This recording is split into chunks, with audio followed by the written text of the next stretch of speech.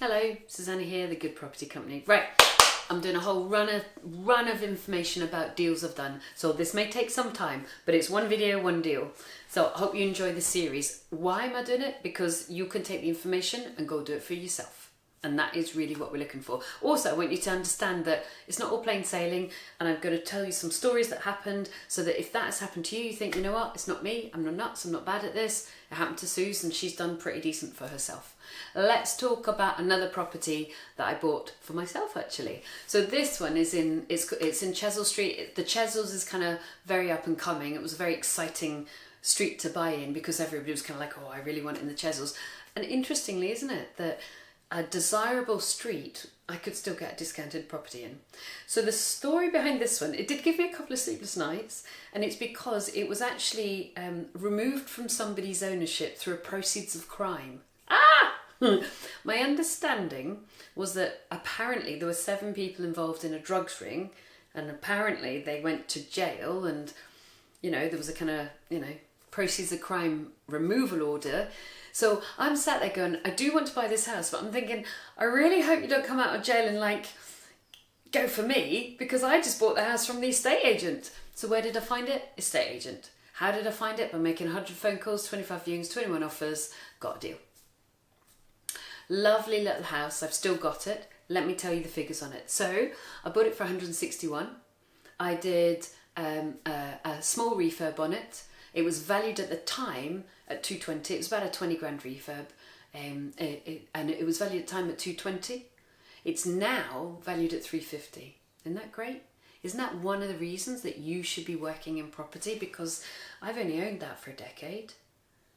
So my factual income has been from buying the property, refinancing it, pulling all or most of my money back out, and then having rental profit.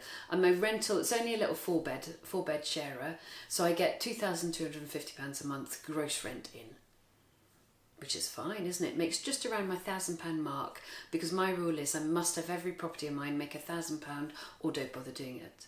So you've got both the renting income coming in, but you've also got the capital growth. Now, I never buy property for capital growth, but it's one of the reasons I like to buy in the south, and it's one of the reasons I buy close to home rather than people doing that whole trend of buying up north when they live down south, because you just know that the capital growth in the long run, I mean, I'd love it if everyone was equal, but in the long run, the capital growth in the south tends to have a greater trend, doesn't it?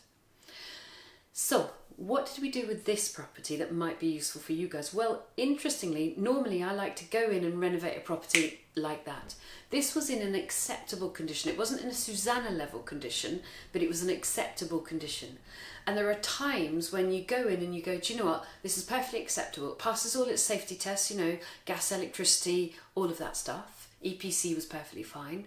I don't have an enormous amount of cash because, of course, I was developing. This was like my 8th property. Anyone that's buying, 8 properties, you're probably skint.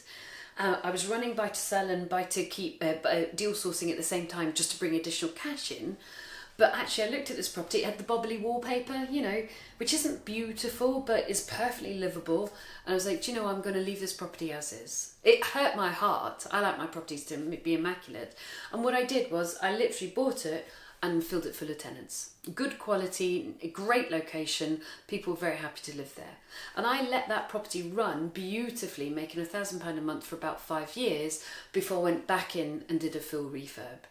So just be mindful, just because you're in the game of I buy a property, I renovate it and then I rent it out, doesn't mean to say you always need to do that. Sometimes you can make a strategic choice to say, look, this is good. It's not maybe excellent, but it's good. And therefore I'm going to get it rented out, and then I'm going to do a refurb in 5 years time and just make it excellent in 5 years time. So it's just a way I approached a property to be helpful to my own cash flow that was very helpful in the short term. And now, of course, we've renovated it beautifully. So now my heart is no longer sad about it not being perfect. Not quite sure where to start managing a portfolio? Learn to let. My lettings pack, written for you guys, you can download it now. It is all the knowledge processes systems we use to run a major portfolio. Go grab it now.